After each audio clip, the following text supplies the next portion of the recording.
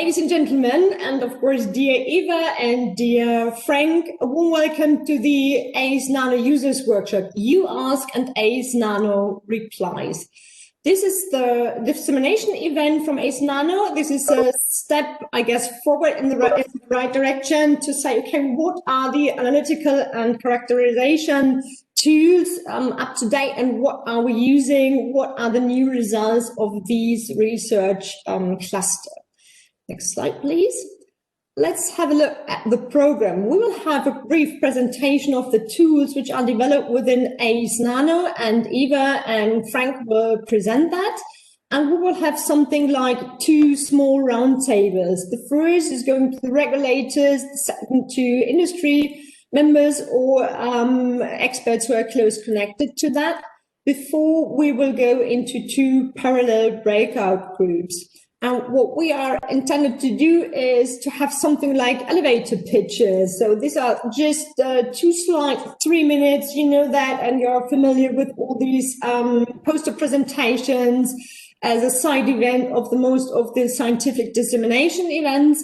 And this is something similar just on the digital way. So we have these 3 minutes elevator pitches, and you are, of course, free to join them. And I will go into depth later on which kind of workshop you are registered or you said you are interested in. And then, of course, we can move you to the different rooms. We will come back at something like 11:45. We are starting now quarter of an hour with delay, so we will have that about 12 o'clock. So we will end at 12:15 at the current state, and of course we will open the room or reopen the room, and if you want to join us later on, you can do that after break at 1 o'clock. And the idea was to have something like a meet and greet or something like a lunch break session or something like that, so you can stay in the line or you can come back at 1 o'clock. So that's from me. Next slide, please. And yeah, now, of course, it's an honor to introduce Eugenia or Eva Valsami-Jones, and she's the professor for environmental nanoscience at the University of Birmingham and director of the Facility for Environmental Nanoscience Analysis and Characterization. She's, by the way, of course, the coordinator of ACEnano, and she is even leading the European Commission's Nano Safety Cluster. We're very happy to have you here at this event, and even doing this event in a virtual way was your idea. A warm welcome to Eva, and please start your slides. Hello, Angie. Thank you so much for the introduction. Thanks for running this event for us. A great pleasure to see all the people who just joined us, old friends. Welcome to everybody. We're really delighted to be presenting ACEnano to you. Could I have my first slide, please? Thank you. Okay, so ACEnano is 4 years old. It's been running for most of its, or nearly 4 years old. It's been running for nearly close to the end of its time. Of course, recent events meant that some things got delayed, so we were given a little bit of extra time. So we will be a live project until the middle of 2021, until June 2021. Today, however, it's an opportunity for us to show you what we have so far achieved in terms of tools that we hope will be useful to all relevant communities, all relevant nano characterization communities, whether you are a scientist on the bench and working in industry, or indeed trying to assess nanomaterials from a regulatory point of view. As you can see in our logo, our title was said very boldly to claim that the project developed or aimed to develop analytical and characterization excellence for nanomaterial risk assessment, and I hope we will give you a taster of that excellence today. And we also hope to answer your questions. So hence our cheeky title, You Ask and ACEnano Replies. We really hope to begin for the remaining time of the project a dialogue with the community. So our tools are useful to everyone who might want to use them. Could I have my next slide, please? Okay, so some of you, perhaps not everybody, attended the NanoSafe conference all last week, and there was another NanoSafety Cluster Day at the start, excuse me, of the conference. Today is the last day of the conference and the last set of NanoSafety Cluster events. So a lot went on, but I would like to summarize just briefly what I think are the focal points of nanosafety research in the past 5 years. Also because that links to where ACEnano sits in that quite broad range of activities and events. So recently, perhaps even only in the last year or so, data has become a very major focus, and that means that that data collected in European projects, there's a drive to ensure that they are curated, they're kept, they're used. But of course, data quality is critically dependent on analytical quality. And this is where the link with ACEnano comes when we talk about data. Modeling and grouping is another key theme of current current scientific endeavor, if you like. Models have become a priority because they might give us an opportunity to not require so much data produced for each new material, for example, coming to the market. And also grouping is another topic that is supporting this same activity. But again, all these depend so much on quality of the data you model or you group. A recent highlight is safety by design. Probably many of you have heard this term now. And it's interesting to see nanosafety going full circle. In the early days of nanosafety, of course, we used to be the naughty child of the nanoscience family, and a lot of developers of science for nanomaterials would ignore safety and not take it on board. But now safety and development and innovation come hand to hand, we hope, and this is where the safety by design comes in.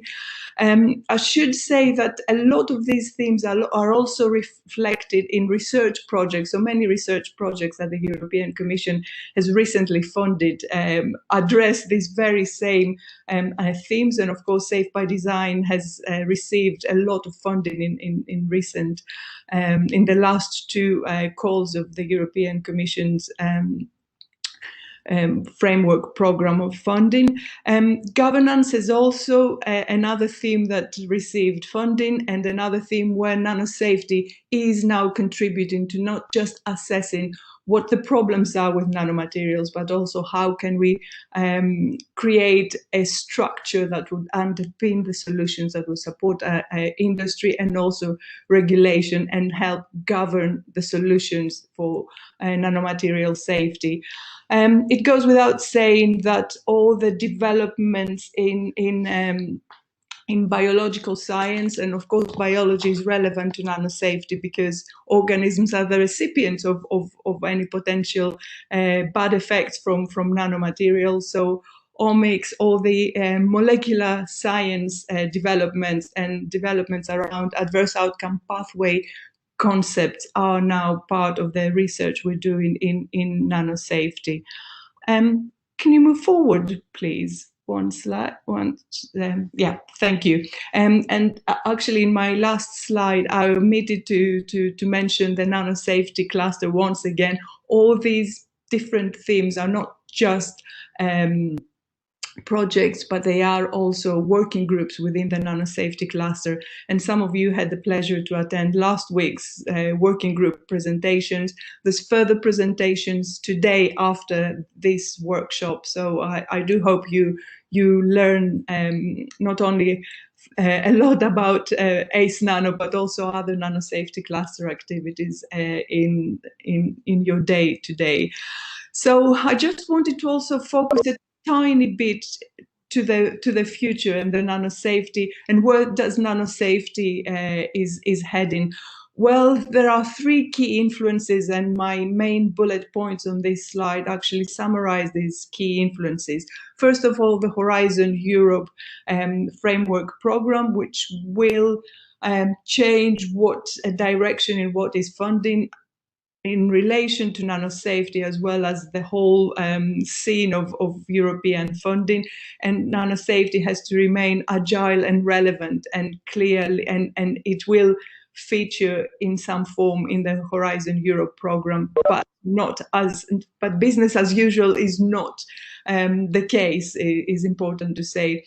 The Green Deal is Europe's very ambitious manifesto for future development in a sustainable, environmentally friendly way. And of course, it's very clearly written within the Green Deal that novel technologies are key to support transition, and of course, safety is essential for all these novel directions in the European scene. Finally, chemical strategy for sustainability. It's been published about a month ago, I think, and there we're talking about now safe and sustainable by design. So the bar has gone further up, and this is our target now as scientists, finding this type of solutions that go beyond just safe by design. We also have to support activities that aim towards simplifying and strengthening the legal framework of chemical safety. And of course, I read through these lines, modeling, read across, and again, all that depends on good quality of data. And finally, there is a specific mention of a review of the nanomaterial definition in the chemical strategy for sustainability. And again, we can all see ourselves being relevant to this discussion. Could I have my next slide, please?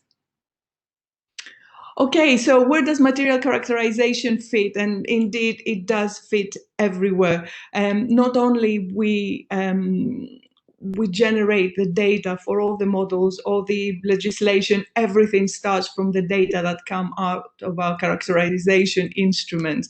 But of course, there still remain major analytical gaps or data gaps that good quality characterization can solve. Indeed, we still have certain key descriptors that influence material toxicity are still very poorly addressed in our current analytical arsenal, and hopefully ACEnano is bringing some new players to that particular scene of quality analysis in difficult types of characterization.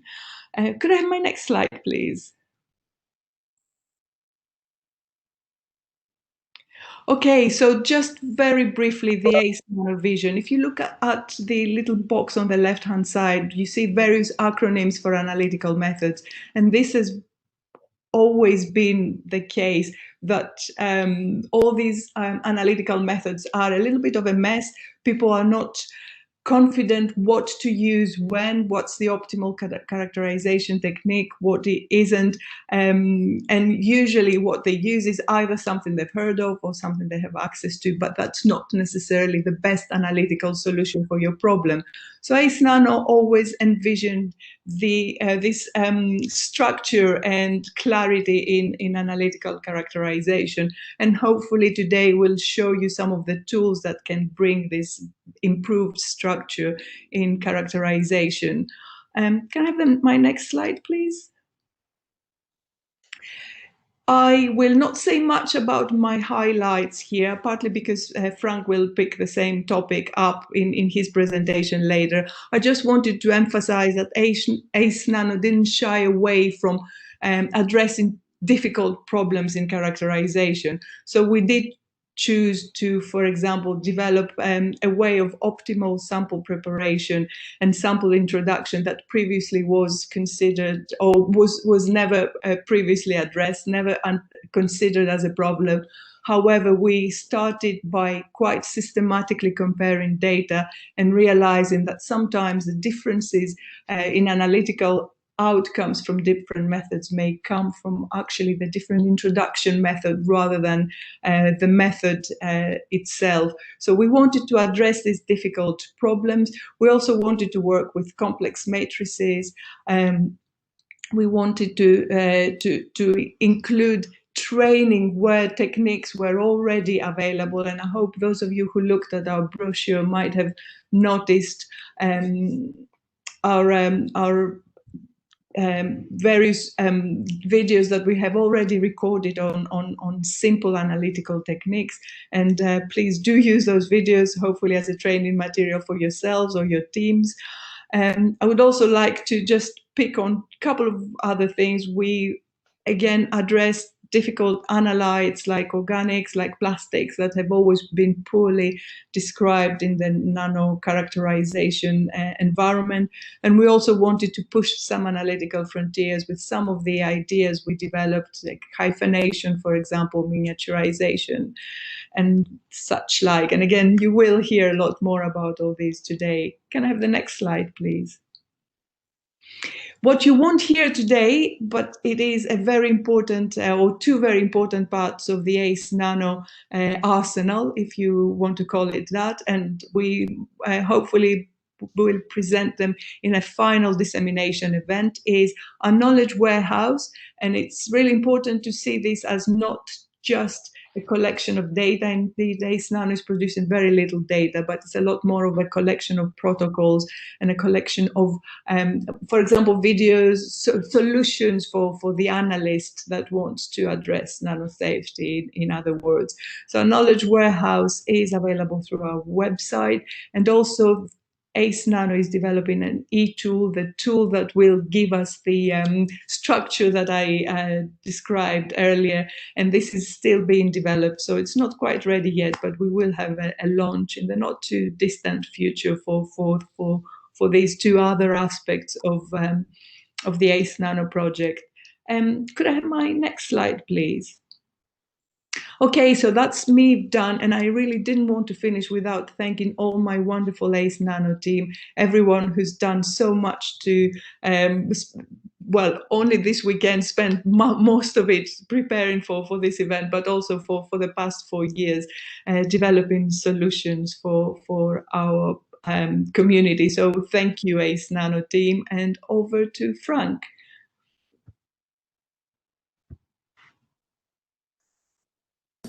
Just taking you back, and thank you a lot. And of course, for us, it's important and interesting to see what are the aims of ACEnano. You said it's something like generating awareness for the nano safety community, including academics and industry and regulators. And of course, we are very curious to discuss that with all of you. So our next speaker is Frank van der Kammer, and I would like to have a slide to introduce you formally, because Frank is, thank you, Uppsala. So this is the wrong one. Okay. Sorry for that. So, but I can talk, of course, even without slide, but just try to find the right slide, please. So Frank van der Kammer is a senior scientist and the head of the nanoscience division and the vice head of the Department of Environmental Geoscience at the University of Vienna. And thank you. Here you are. And of course, talking about you, dear Frank, we know each other for more than 70 years or something like that. And I guess I've seen that you have more than 80 papers on environmental colloid systems, nanoparticle behavior, characterization, all these kind of questions. You are supporting the OECD and the ISO. And so, of course, we are proud to have you on board here, and we are listening to your presentation, and it goes a little bit more into depth of what are you really doing. And please start the slides of Frank.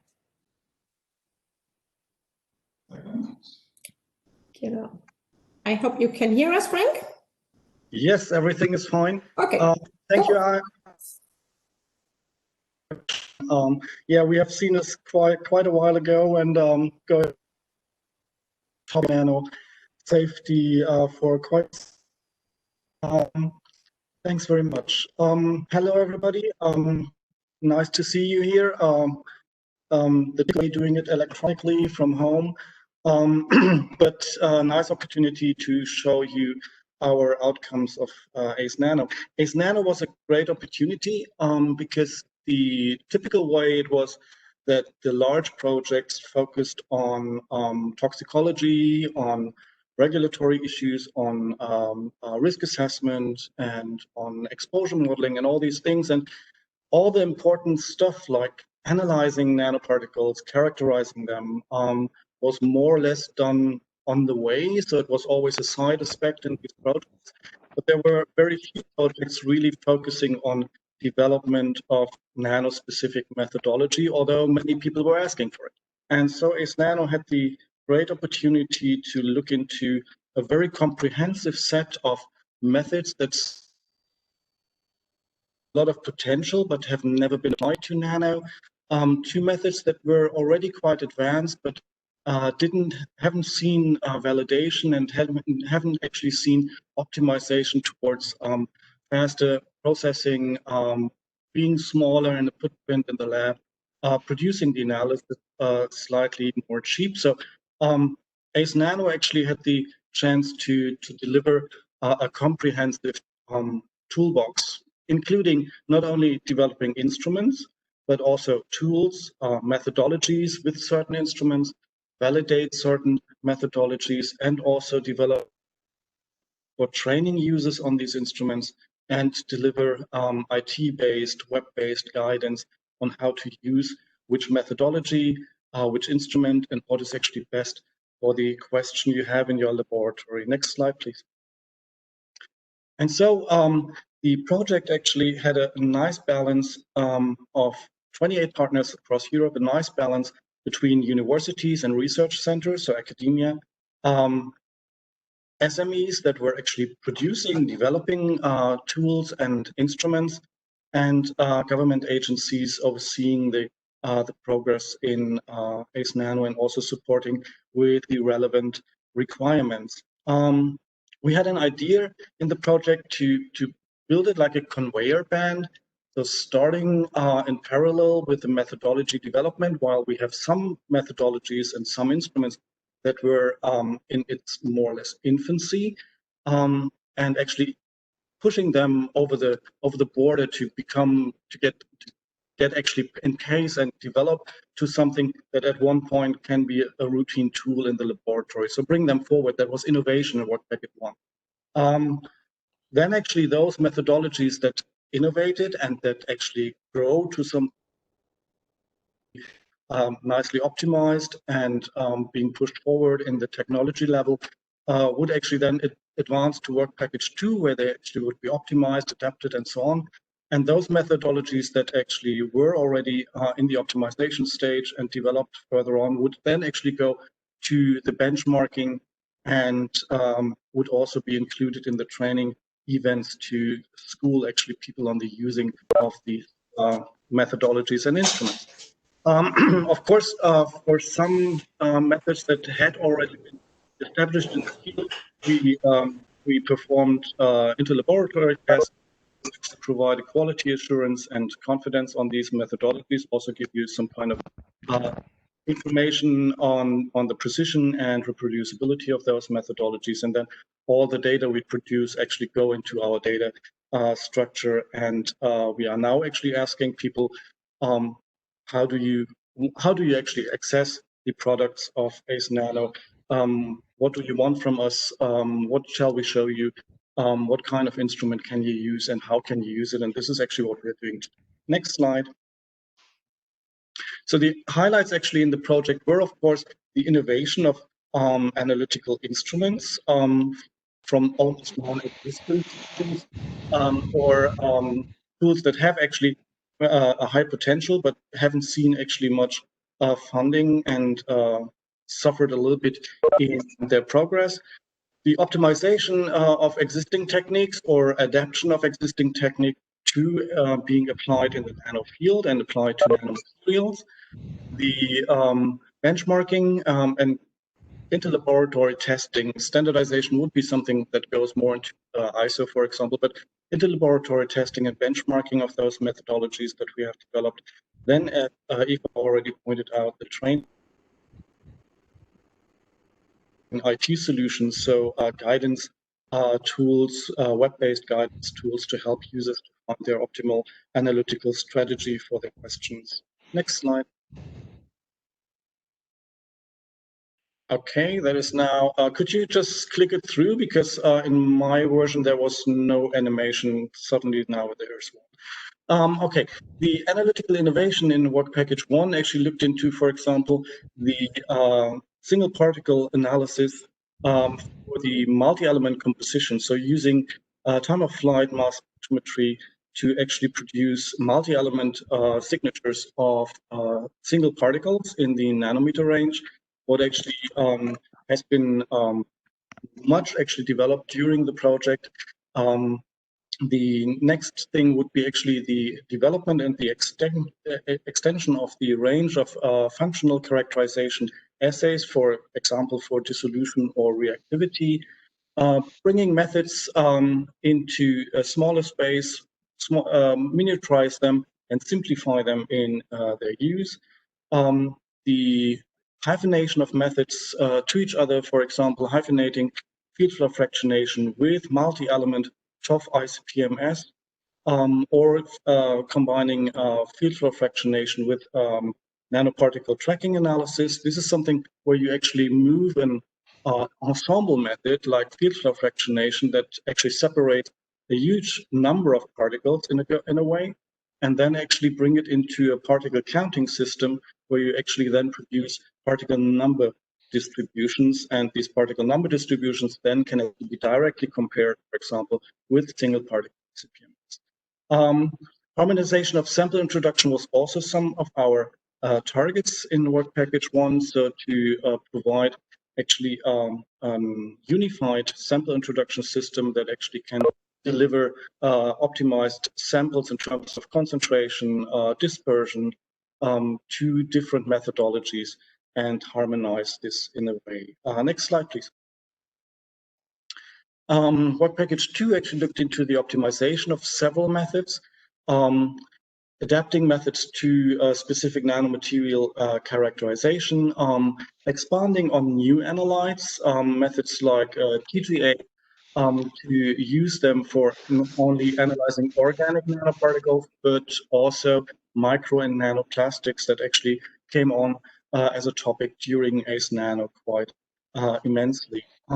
Also applying the method hyphenations that have been actually looked into in work package 1, and also optimizing the sample preparation for using these samples then later on in the characterization techniques, performing, for example, online sample treatment, and also expanding methodologies to work in the end with complex or even natural matrices. Next slide, please.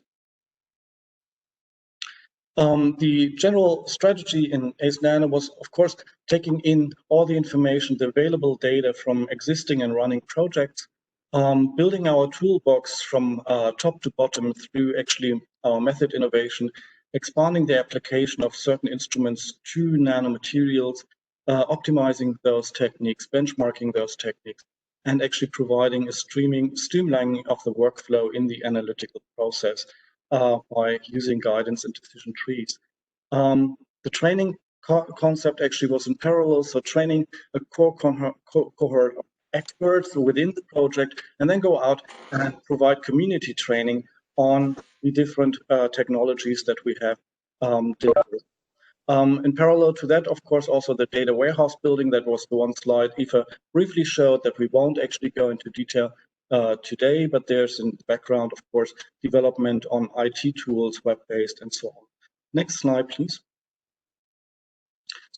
Idea actually behind everything was moving technologies on the technology readiness level up actually by at the same time. So this is more or less a kind of 3D graph.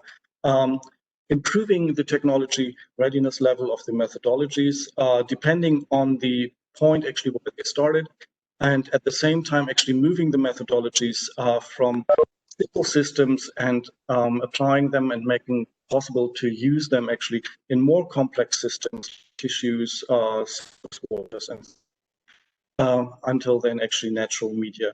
You will see actually in the breakout groups later on for those different methodologies how we have actually. Next slide. Just some examples, just 3 pictures what has been done. Actually, it goes from really developing from scratch well-plate based automated assay systems, for example, for dissolution of nanomaterials and reactivity of nanomaterials, online measurement of the reactions in parallel in 24 wells, online mixing, online dilution, all on the same plate. As you can see here, and we'll see also later in the next slide, to actually adapting existing instruments, in this case an autosampler, to work actually with nanomaterials, and not only work with nanomaterials, but also provide you a dilution of dispersions, an automated dilution of dispersions, a mixing of dispersions, sonication, so preparation of dispersions online in the system itself, and then actually the automatic injection into various analytical systems that work actually with certain amounts of dispersion, certain volumes of dispersions. Next slide. To actually developing workflows and IT tools for using and evaluating data, for example, from ICP TOF-MS, single particle ICP TOF-MS, expecting this enormous amount of data points that you get actually when you're measuring with a minute 10,000 particles for their multi-element composition. This has been very tedious in the beginning, and now actually with these tools, software tools that have been developed, you have a very much improved workflow to actually access the different data points and the different particles in your sample for their multi-element composition. With this, I actually would like to give back and looking forward then to the detailed presentations in the breakout groups later on, and also looking forward to your questions in the roundtable discussions. Thank you very much. Thanks a lot to Frank. That's exactly what we would like to do now. We will now open the first roundtable, and I am talking to the risk assessors, but not only. I would like to involve you in that dialogue session as well. So if you want to participate and ask maybe some questions after the first round, please take on your participant list, which is the small blue icon with the person in the left down corner.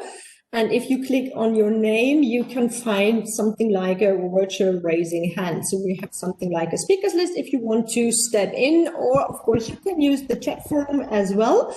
And yes, we will start the first roundtable. Please open the slide. And I would like to introduce my speakers. So we will have roundtable 1. Just 1 second, please. And this is the wrong next one. So this is the right slide. Warm welcome to the roundtable 1, and I would like to introduce some of my speakers. And the first, of course, is Asa. And as far as I've heard, she's now just dialed in from Australia. And Asa Jamdang is the manager for nanoparticle characterization facility at the Australian National Measurement Institute.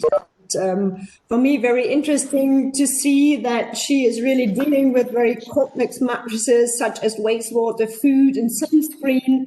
And interesting to see how her organization, her institute, is working on this very difficult ideas. By the way, she is a member of the scientific advisory board of ACEnano. Warm welcome to Asa. Good to hear you. And please use your mic. I see that she has a little bit problems with the connection. Simon, I hope you can hear. Can you hear us, Asa? Yeah, absolutely. It's all working. It's a little tiny bit echoey, but hopefully we will be able to travel these vast waters between Australia and Europe. Yeah, we can hear very good. I don't know if you have a camera as well due to the connection, but maybe you can find that. So good to have you here. Warm welcome to Asa. My next guest is Abdelkader Soumrain, and he's the product manager of the Nano Observatory, EON, and working for the European Chemical Agency, ECHA. And for me, even in his CV, very interesting to see that he spent more than 8 years, I guess, on the REACH dossiers, which are submitted to ECHA. And for the last 3 years, he is working on the European Union Observatory on Nanomaterials. And I really remember perfectly the debates, how the observatory was built on. A warm welcome to Abdel. Good to see you. Hello. Yes. Hello, Good Abdel. morning to all. So the third speaker in the line is Dan Hodoroba, and he's the head of the Division 6.1 at the German Federal Institute for Materials Research and Testing. And even he is a very interesting character and a very impressive career, because he's working for more than 20 years in the area of surface analysis and structures, and of course chemistry of different nanomaterials. And he's the head of the German standardization committee, ISO TC 202. And yes, he's an expert and project leader in ISO TC 229, very familiar to the most of you about nanotechnologies. And yes, we are very happy to have you here and talking, of course, not only about surface analysis and interfacial chemistry. Warm welcome to Dan. Good morning. I'm happy to join the roundtable today. Good morning, Dan. So the roundtable, of course, is triggered by the following question. For us, of course, we would like to know from you and your perspective, being close or being a risk assessor, how can ACEnano support you in your daily work, and maybe what are obstacles or advantages, if any, for you or for risk assessors to use the ACEnano approach? And I would like to start with Australia. So maybe Asa can take up that and talk a little bit about your work and what are the obstacles or advantages do you see in the ACEnano approach? Asa, please. So I think I have said this before, I'm actually not at all a risk assessor. So I work for the National Measurement Institute, so my field is metrology, so much more measurement techniques, and I absolutely agree with everything Frank said. I've also known Frank for a long time, so I think some of the slides that Frank showed really encaptures very well what ACEnano has brought to the table here. I think there's been a lot of effort made in trying to make a vast number of techniques hang together and be usable. I think what Eva talked about a lot is also this whole thing about being able to generate comparable measurements, comparable results of course, for things like either comparative measurements, so that my lab will measure the same as your lab, but also for people who are working with analysis or risk assessment or future planning, to have stable data to look at. I mean, at the moment, and I mean, yes, we're getting there, but we really need some of the technique that has been developed here in ACEnano. Mm-hmm.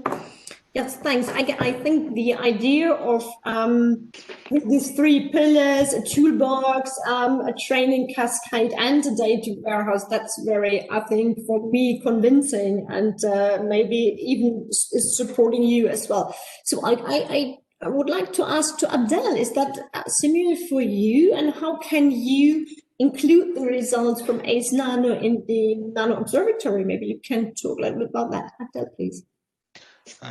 Yes, thanks for that. I think we probably regulators around the world are facing very much the same kind of challenges, but in different kind of contexts. So we have here in the EU the REACH context, and you probably many of you already know, we've had now the REACH annexes come into force for nanos from January 1st of this year. Mhm.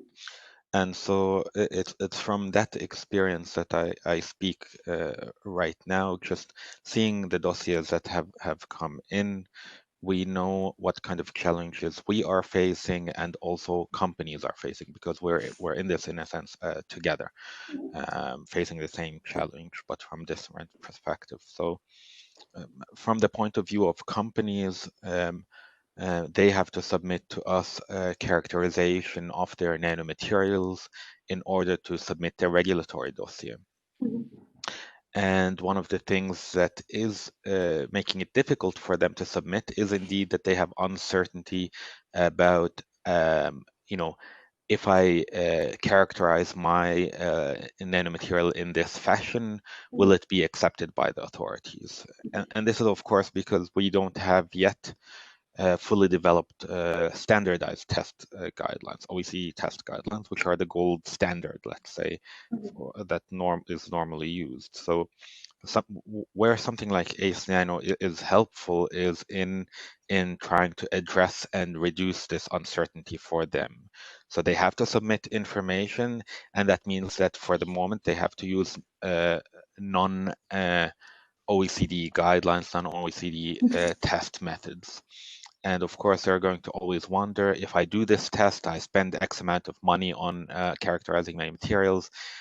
I want to make sure that the regulator will find this meeting the requirements. And so by the work that you do, by making sure that the results are comparable, by as much as possible standardizing the procedure or the SOP for running a particular method, you give them a bit more certainty that they can submit something that is acceptable.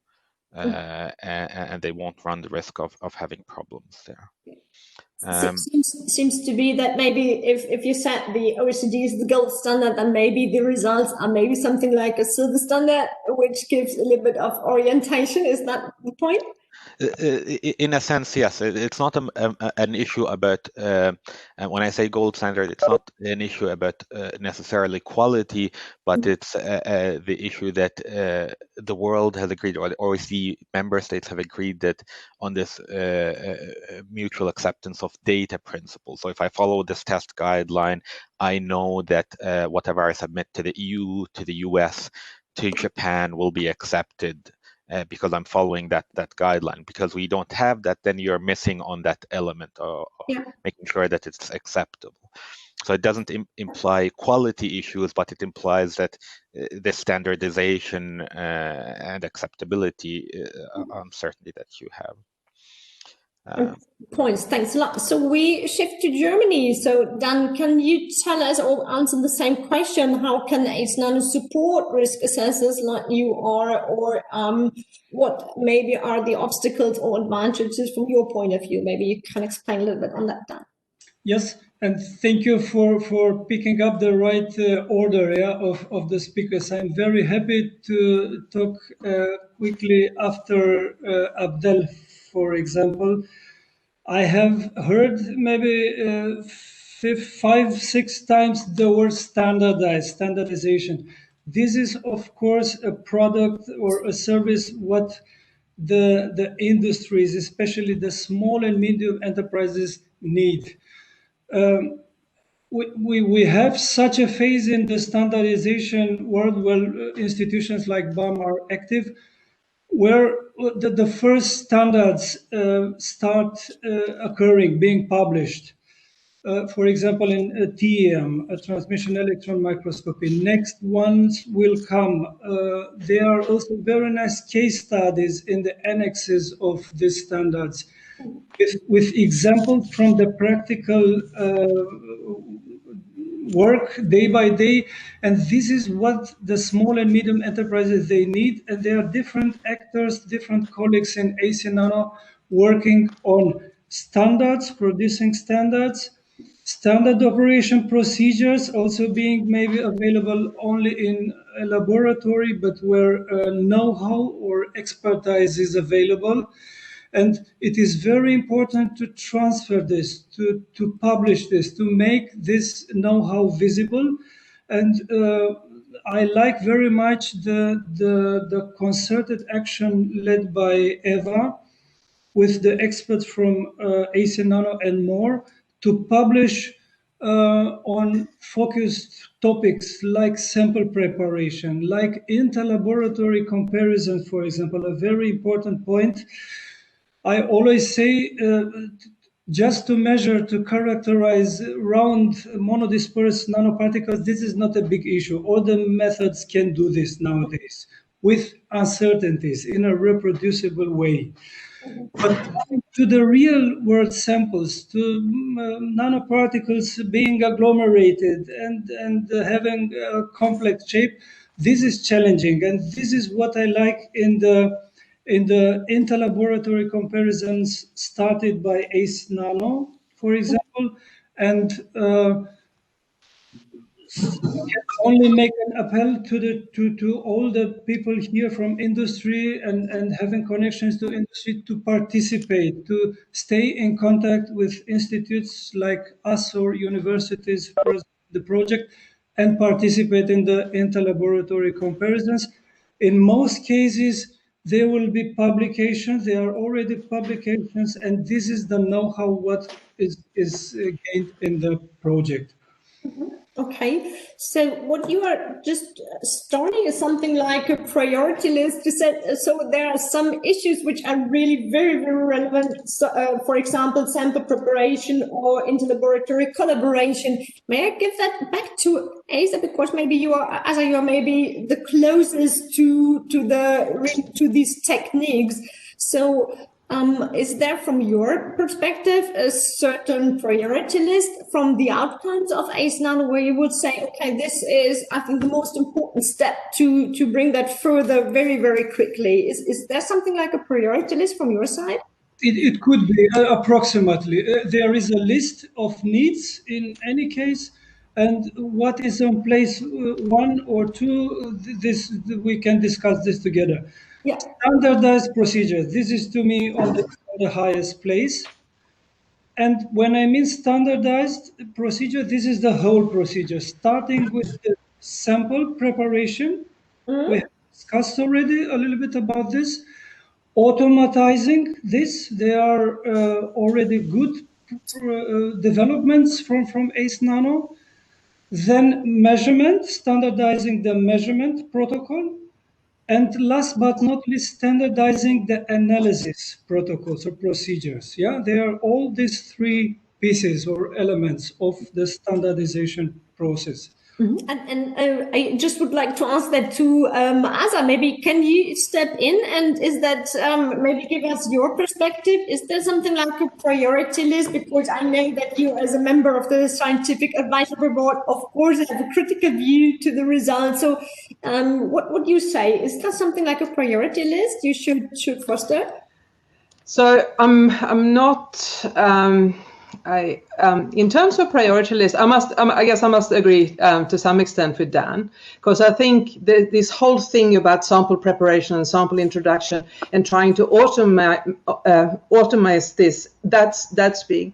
I think some of the really nice things that ACEnano has done is they've done quite a large number of interlaboratory comparisons, and Dan touched on this, that at the moment a lot coming out, particularly from TC229, are strongly linked with BAMAS, and where we are doing a lot of pre-normative research. So where a lot of interlab comparisons to make sure that the protocols that are being developed really stand.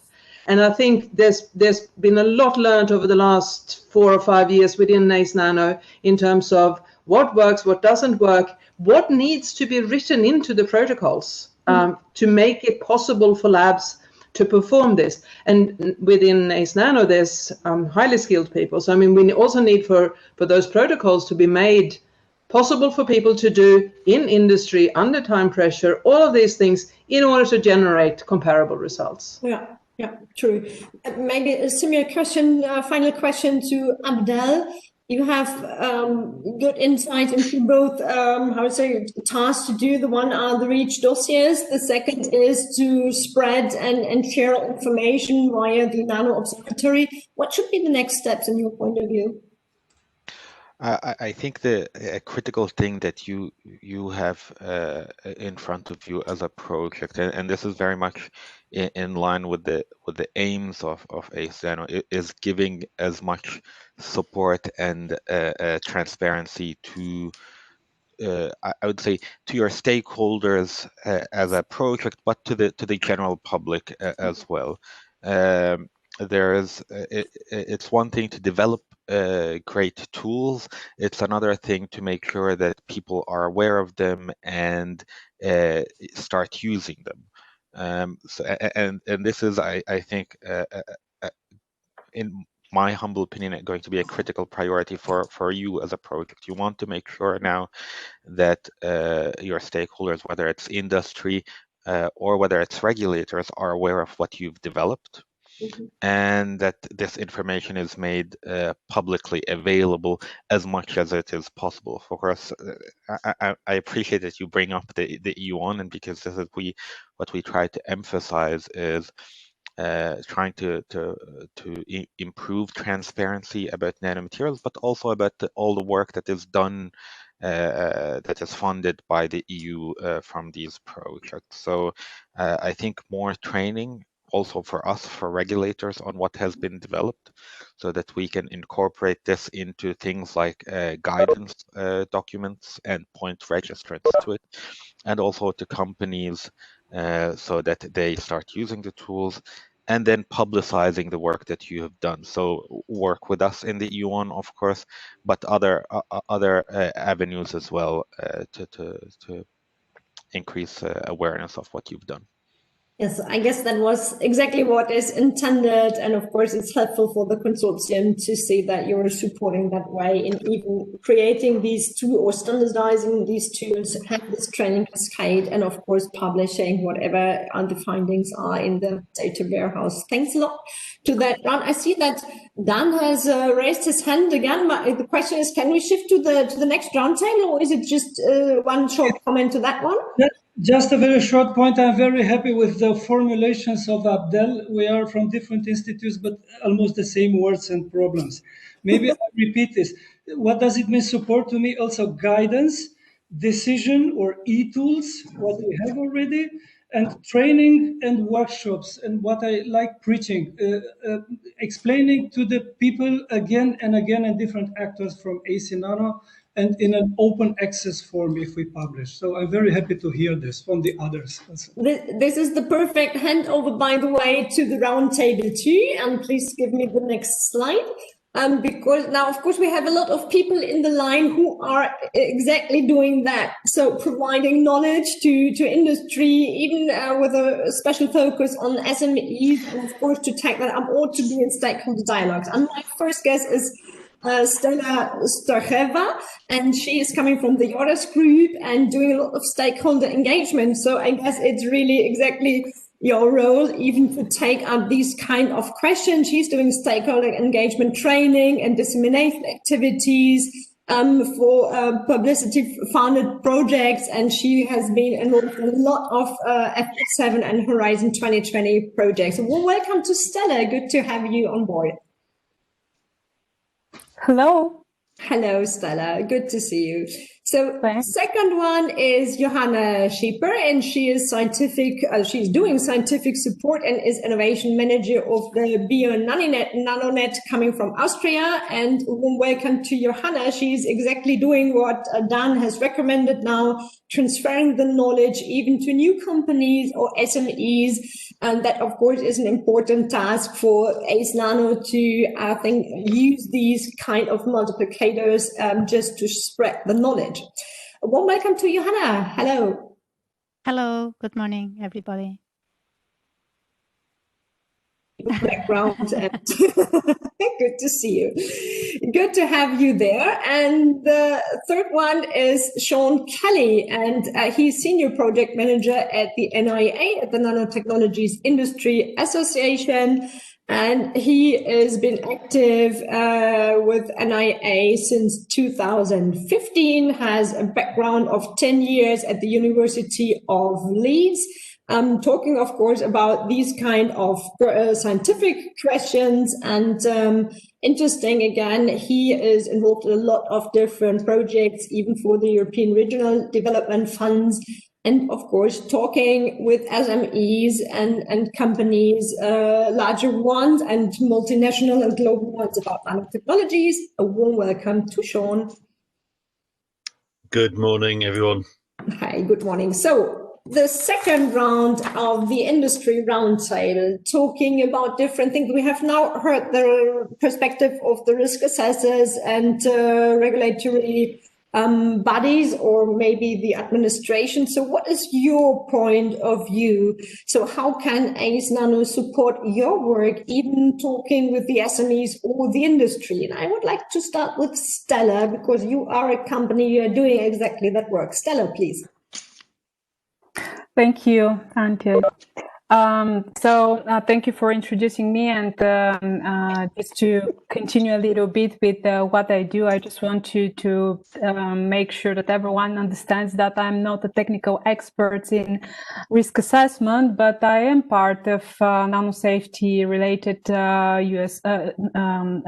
EU-funded projects dealing with nanosafety, grouping, and so on. So I'm part of Gracious, Safe by Design for Nano, Go for Nano, and the upcoming Sunshine project, and in the main role of leading stakeholder engagement activities or contributing to stakeholder and dissemination activities. And within that role, actually, I have the opportunity to understand a little bit more and to analyze what are the main burdens that companies and SMEs face when doing risk assessment, and actually thinking about ways of how to overcome those. So in order to think about how, which are the main barriers that SMEs and users might be facing in getting the analytical information that they need, I think that there are three main issues.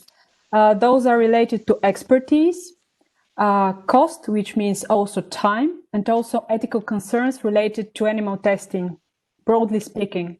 So while some of those issues might not be so imminent for big industries, for SMEs, often there is lack of in-house expertise, which therefore poses additional burden to those, and greater costs when it comes to compliance. In addition, this hampers their ability to innovate. When we think about ethical concerns, so animal testing, which is actually relevant for all the industries, all types of industry, safety testing of every unique nanomaterial for their potential adverse effects is virtually impossible. Therefore, we need ways in which to obtain this safety information. We just need new ways for that. Stemming from this, the variety of tools and approaches and techniques that are developed by academia may pose additional issues for those who want to use them. And this is exactly to the lack of standardization and proper guidance and training, and potentially user-friendly. So everything that actually the colleagues from the first panel were referring to, I think that the part of standardization is very, very relevant. And finally, this notion of regulatory acceptance is something that is usually in those projects that drive by, for example, involving key stakeholders from regulation into the tools developed by the projects via consultations. But is this actually enough for them to be able to meet technical requirements? And basically to solve issues of compliance for industries. This is not something that we can easily solve unless there is really a standardization in place. And based on what I have just heard from ACEnano, I think that the project can actually have a couple of solutions to all these general questions and issues that I'm seeing. And what I specifically like about the intentions of the project and what I've seen is exactly the optimization of existing techniques and instrumentation, but also benchmarking and standardization of the developed techniques. So maybe we can come close a little bit to what are you really providing now to in your stakeholder engagement group. Maybe we can try to prep that or to describe that. So what are you really doing with the results? Can you say that in some simple words? You mean the results from ACEnano now? So what would be the next step if you now see results, standardization? What are we really doing with that, and how can you share that, or what would you like to have for supporting that? So I guess a little bit also repeating what the rest of the speakers from the previous roundtable were just mentioning. I think one of the most important thing is dissemination of the events and really training, but specific and targeted training to industries. Also, I think it would be, you can imagine that training for regulators and industries is something that is really different. So targeted training, open access, available information, user friendliness of the tools is also something that is very, very important. And also, of course, cost effectiveness. Thank you. That's gorgeous. Maybe we can deepen up with Johanna. Is that the same for you? So that we have something like a targeted training, user friendliness, and of course, due to the costs. Yes, of course. I can imagine that's, well, I can imagine, no, in fact, it's most of the things that normally SMEs, when they are coming, asking back, where I can find these type of techniques, how can I do this, how can I approach this problem with this material, with this new for me, from a company point of view. And of course, large companies, it's maybe not so important. They are normally well equipped and normally, I will say, well staffed with all the problems that they can face with this type of things. But for SMEs, sometimes when they are stepping into a novel product for the market or a new development which is new for them within the company, suddenly they face with problems when they are dealing the first time with something concerning nano, and they are a little bit like lost, and that's, I think that ACEnano is great supporting on that. And from one of the things that we are trying to develop also within the project is a simple guide for SMEs in order that they can really understand for what the e-tool works and how to manage or how to deal with it, and where they can find, for example, laboratory facilities in Europe in which they can find the equipment that they need, people which are experts in doing this type of assays. And not only that, but also to understand, because a lot of times the problem what they don't know is what I need to do with this type of material. What can I do with that? How I have to check it, if it is all right, if it is well characterized, and they don't have a clue about this. So I think that ACEnano is a great step forward in that sense. It's really a huge communicational task you have to do, and I can imagine that it's not easy to find the right, even target-specific communication. If you say, okay, they are a little bit lost, so they have to be aware that they are lost. Then maybe that's they need to know that this information exists first of all, because that's normally the first great step, that they know, okay, where I can go to look for this information, and then of course have it somehow well digested and very easy for them to follow. And I think ACEnano is doing a great job on that. Yeah.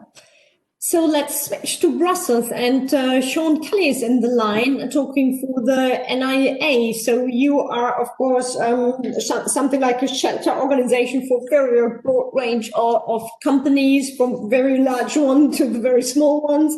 And do you see similar barriers or maybe advantages we can use? So what is your opinion about the results of ACEnano?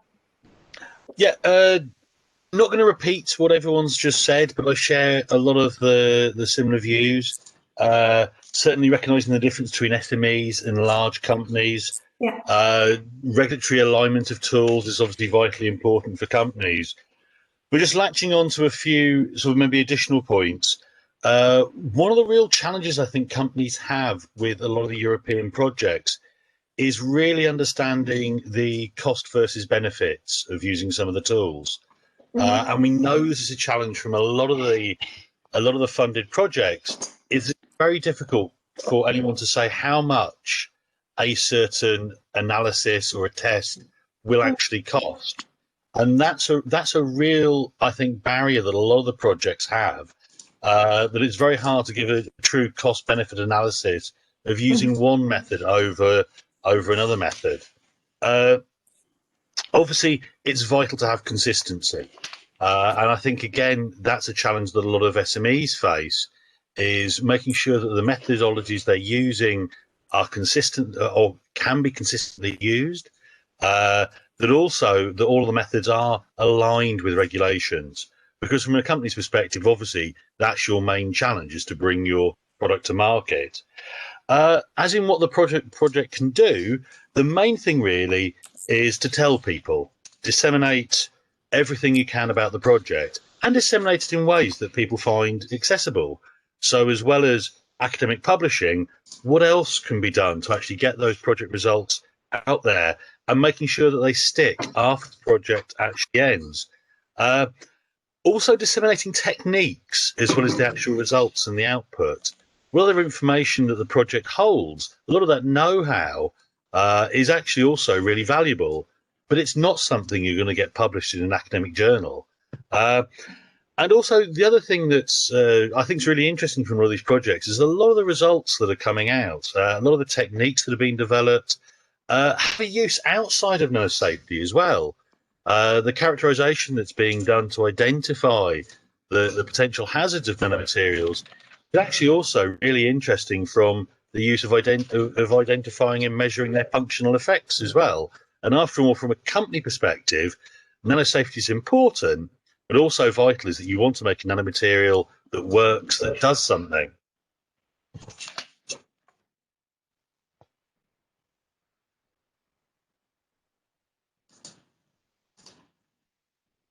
So Angie, I can see you talking, but I can't hear your voice. Yeah, sorry. Okay.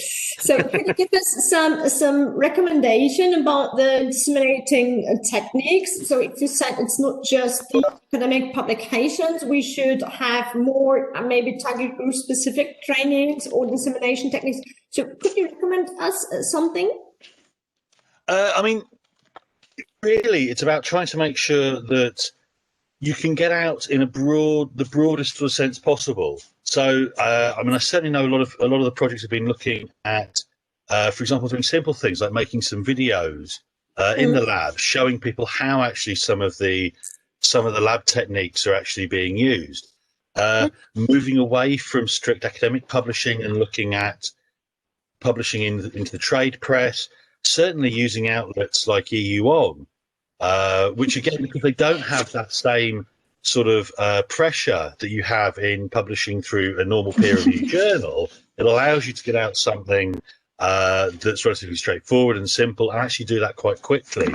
And certainly in some of the projects, I've seen some really good fact sheets that are very useful, sort of highlighting some of the usefulness of some of the tools and methods. And also it allows you to be a little bit more, whereas in an academic journal, of course, you tend to be more cautious. It's been nice to see some of the projects actually giving some ideas of the benefits of using some of this methodology to industry. Because from an industrial perspective, that's really what you want to understand, is what's the benefit of me using this method over another method. So two suggestions: taking videos of the lab, using fact sheets to make that clear and simple, and of course to simplify the information as well for the first step, and then going deeper with this kind of training sessions. Or you can, and of course that you should spread that via your networks. I guess that's an important point as well. Okay, and any more recommendations from Johanna or Stella? So are there some things you say, okay, this should be added to ACEnano? That would be helpful for us if the ACEnano team would do that?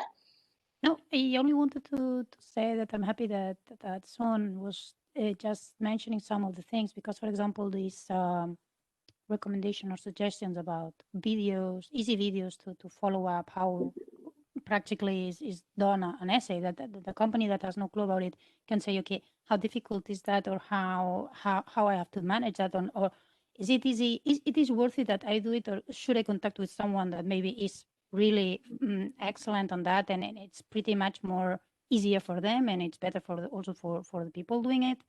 Mm-hmm. Right, these type of things we are trying to build them inside the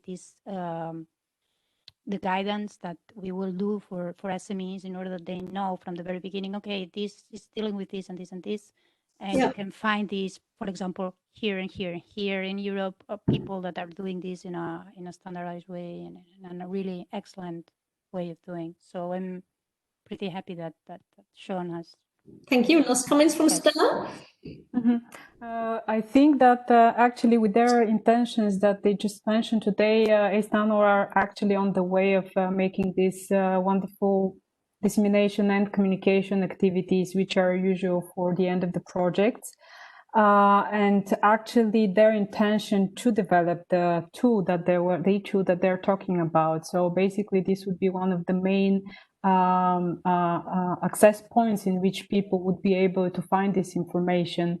And as we understood, this is of course under development. I think recently many people are really relying on transferring methodologies, techniques, SOPs, everything into something which is a package that could be easily used by everyone in the form of e-tools. So e-tools with proper guidance documents and enough training activities would be the way forward for ACEnano, and I see that they're actually doing that. So really looking forward to see the tools at the end. Thank you. I have seen that Don has raised his hand. I don't know if that's the old hand or a new hand. So it's a new hand and a short comment. Thank you. Thank you very much to the comment of Shania. Videos. We need videos. It's a simple way of communication. And I just want to remind that the publishers, the scientific publishers, they are already rethinking. And ACEnano, for example, has already published and is working on publishing such videos, for example, in the frame of JOVI, Journal of Visualized Experiments. It's interesting also to me because we have got some days ago within NanoSafe this recommendation to use JOVI as a tool of dissemination. Thank you. It is on the way. Thanks a lot. So we will look a little bit into, first of all, thanks to all of our panelists. And I see that the chat forum is very quiet. So that doesn't mean that you should not come up right now, because now we are moving into the breakout groups where you can meet the scientists who are really working in the depth on the different methods. And as far as I've seen, you had raised your voice in the previous phase of the project, so that the organizers have a clue about what kind of issues you are interested the most. And therefore, we shared 2 rooms, and I need the second slide. Okay, so this is the overview I need. So we have 2 rooms prepared for you. So in the first, you see Martin Tai from TOFWork, you see Robert Bruns and Andrew Chatwin from Birmingham, and you see the issues or the topics they are talking about. So we have in room 1 the single particle or single cell ICP TOF. As to enable multi-compositional nanomaterial characterization at lower detection limits. So the lower detection limits are the issue we are talking about. We have a method of hyperthination or microplastics identification. If you're interested in that, it's again 1. We have capillary For races, for rabbit and reliable nanomaterial corona characterization. Is that your point? So please go to room 1. And I know that there are a lot of people who would like to talk about these 3 talks. So we have the second one with Christoph and Florian and Loic and David and Jörg. And you can just read out the same of the titles, so I do not make too many mistakes by just reading that out. So we are talking about the miniaturization of an air-liquid interfaces simulator for fast assessment of cellular nanomaterial toxicity. We are talking about harmonized sample introduction, pre-treatment for nanomaterial suspensions. We are talking about hydrophobic interaction, and these kind of questions. We are talking about microfluidic devices, and we are talking about the optimal sample preparation. You have mentioned it several times. So if you are interested in that, please go to the yellow room. This is number 2. So welcome back. So I hope that everybody can hear us now. That looks quite good. I can see it's a good sign. And of course, thanks a lot to my technical facilitator, which is Manaro Ramirez from Dialog Basis, and Mikko Rissanen for all of you who have joined session 2, the yellow room. That was Mikko. Thanks a lot for you for facilitating that. We are stepping into room 1, and Steve Lofts will be the rapporteur. Steve, bitte, please. Hey, right, thanks. Good afternoon, everyone. So in room 1, we had short elevator pitches for 3 methods: single particle, single cell, ICP TOF MS, TGIR pyrolysis GCMS for microplastics, and capillary electrophoresis spray injection mass spectrometry for nanoparticle corona identification. So I'll very briefly just run through those. The single particle, single cell ICP TOF MS is an approach for simultaneously measuring the particle concentrations of mixtures or of metallic nanoparticles, and within ACEnano, the emphasis has largely been on increasing the TRL of the method for users, largely by testing and SOC development. The TGIR pyrolysis GCMS is a method for chemical identification of microplastics. In microplastics work, there is a lot of emphasis on the counting of particles, but identification is becoming increasingly important. And within ACEnano, we have been working on this technique, which in conjunction with libraries of microplastic materials is working to enable us to actually identify, as far as we possibly can, microplastics taken from field situations. And there's a nice example of the identification of microplastics from samples taken from South African beaches, where about 2/3 of the particles that were sampled could be definitively identified using this technique from their chemical signatures. And finally, the capillary electrophoresis spray injection mass spectrometry approach, which is for the characterization of protein and metabolite coronas on nanomaterials. And the development within this, within ACEnano has been around coming to a point where we have relatively rapid sample throughput with a sample processing time of about an hour and low sample volume requirements, which I'm guessing is quite important for the types of samples that are likely to be, that this system is likely to be useful for. It's also been one of the first studies of the characterization of metabolites in the corona of nanomaterials. Just coming on to the questions, this was quite short. we had a question with the SESI MS about whether an hour's sampling time was reasonable, and whether that could, I suppose, be an obstacle to the approach becoming a standard approach. Well, in fact, the approach is already quite standard within metabolomics and proteomics, and the sample analysis time of about an hour is actually shorter than the average time that's taken.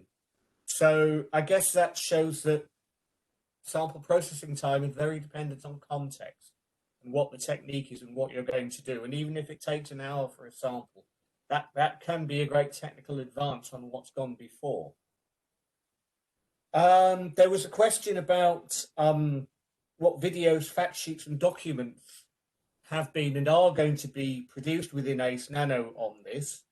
So the SESI-MS, the protein corona metabolite approach, a paper has been published in Jove, and filming of that process to add to that paper is going to be imminent, hopefully by the sound of it. And there is a hope that we will be able to do a similar thing for the TGIR pyrolysis GCMS for the microplastics identification. On the single particle, single cell TOF ICP-MS, the formula output of ACEnano is the standard operating procedure, so really facilitating the broadening of the use of this approach within the nanomaterials community. TOFWork, the developers of the technique, carry out a lot of dissemination via webinars and webcasts in any case. But there are on their website, apparently, a series of very nice videos demonstrating the technique. I think, unless I've missed anything out, that was all I have to say. Thank you so much, Stephen, for that, really, for these highlights and of course, comments to the presentations. So our next rapporteur from room 2 is Sophie Briffa, and warm welcome to you from the University of Birmingham. And of course, you have the tough job even to summarize 5 presentations. Good luck for that. And I don't know if you had any time for debating the content, but if yes, we are of course curious to hear that. Sophie. Thank you. Yes, we had 5 different techniques discussed in our room. The first was discussed by Vitrocell, where they discussed the miniaturization of the air-liquid interface, where the main objective was to miniaturize their existing automated exposure station. It's a bit less technical detail than the larger version, but it still can do everything that the larger version does. And the big difference was this gain in miniaturization. That you can do cell exposure in a 12 well format and QCM, TM, or confocal analysis. They've got new humidification, heating, and analysis holders. We went on to PostNova, where they discussed an automated preparation of nanoparticle samples using the SB2000 nanoprep. Where they discussed a robot-based system with high flexibility, having dedicated software-based SOPs. It's at a prototype level, and there's dilution, mixing, vortexing, sonication, filtration, and injection with respect to sample preparation. It showed excellent repeatability and reproducibility. Despite independent of operators, it enhancing confidence in nanomaterial sample preparation and characterization. From them, we moved on to CSEM, that discussed 2 techniques. They looked at solubility of sample preparation and catalytic reactivity, assessing hazard and exposure risk related to both of those. They assessed hydrophobicity of polystyrene beads with different functionalizations. and both have worked with latex, and now they're hoping to evaluate with different nanomaterials. Finally, BAM discussed sample preparation for surface characterization methods, in particular XPS and TOF SIMS. Unfortunately, a single method does not exist, but they've developed some systematic advice on what method to choose, discussing the pros and cons of different methods, and this is all published in a Jove publication. And that the aim of the measurement must be described so that we can choose which method to use.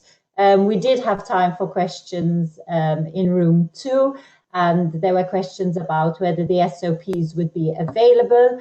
And ACEnano as a project is looking to make as many of the SOPs available as possible in the public domain through Jove videos, and others are available on the project warehouse.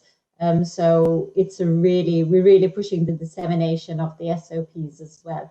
And then we went on to have a question about how easy is it for multiple people to use the same methods for similarity assessment when you're looking at the importance of similarity for different nanoforms. And we discussed that discipline is a key issue here. So the key thing is that people must stick to the SOPs published. And we showed this through ACEnano when we ran interlaboratory comparisons, and the interlaboratory comparisons that had few details about how the analysis should be done came back with very varying results, whereas when a detailed protocol was shared, the agreement of results was much higher. So the aim was, in general, of ACEnano is to reduce human error and allow for non-experts to be able to do the process as well. And there was a final question specifically about the miniaturized system and how it relates to the Navetta. And I think the main point which was picked up on this discussion as well is that it's a more user-friendly device, which was one of the main aims of ACEnano, to have this user-friendliness and ease of use for users. So I think that sums up what was discussed in the second room. Thanks a lot to Sophie. I guess, yeah, of course, I really expected that with 5 elevator pitches, and if you tell them 3 minutes, it's always 5, then of course it would be very, very narrow to go into depth with the discussion. But thanks a lot for your gorgeous job in summarizing that.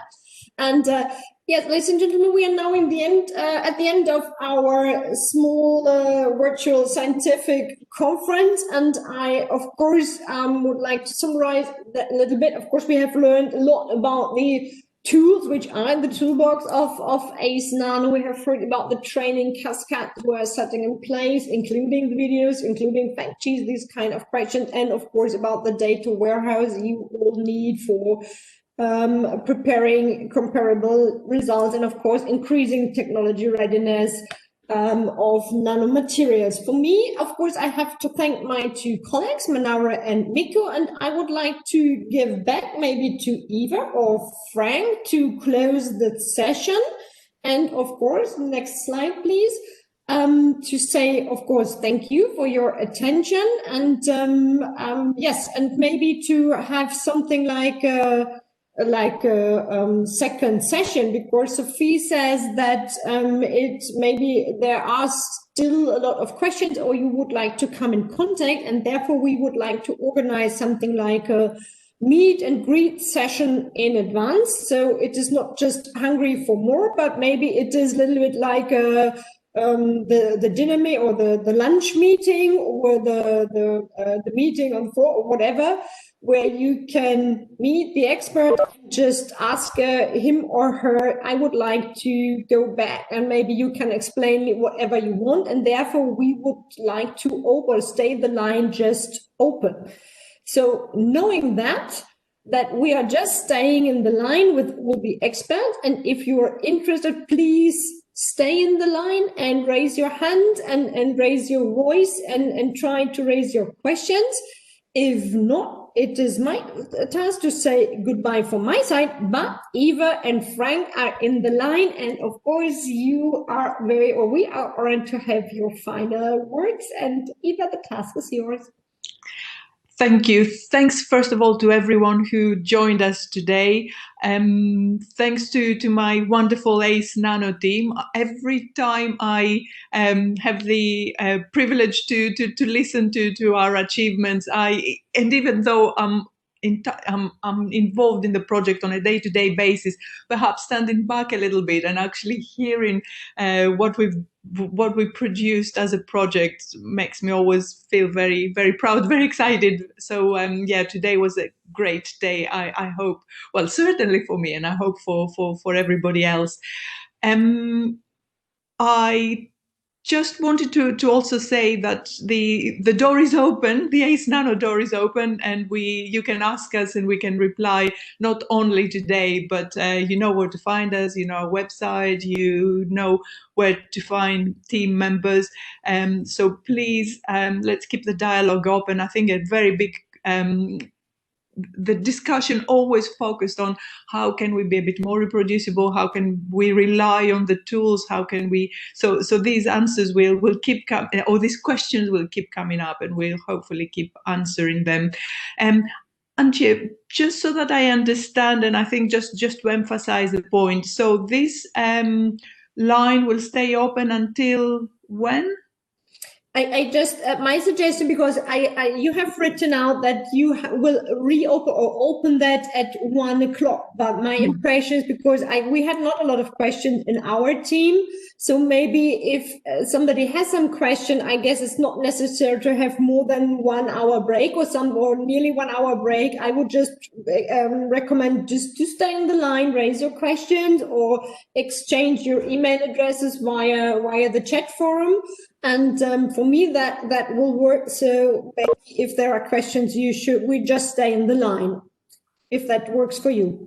That sounds wonderful. That sounds great. Thank you so much for today, Antje and your team. And I'll hand over to Frank if he has any closing remarks. Yeah, I was really happy to see this all wrapped up at the almost end of the project, and I was also happy to see so many participants in this workshop and participating actively in the discussion, asking questions. I just would like to say thank you for everything, also especially to those experts that came in from the other side of the planet. Asa, I wish you a really nice evening. Hope to see you one day again. And of course, hope to see you all again one day when this situation is over, hopefully next year somewhere. And just saying then, thank you very much, and bye-bye. Stay in the line if you have any questions, or enjoy your lunch. Thanks and bye-bye. Thank you. And of course, here are some remarks from the chat forum. Of course, that Anna, for example, said we would look forward to the videos for Christmas. Yeah, that was apart from our group, because some of our experts, for example, Andrew, said that they will prepare the videos just for Christmas. So if you are bored for all these Jingle Bell sessions, you're free to look into nanoparticle devices as well. So thanks a lot. We are staying in the line if there are any questions. If not, have a nice lunchtime. Have a good week. Stay healthy. And of course, we are running towards winter time. Winter is coming and Christmas is coming. And take care for you. And yes, thanks a lot.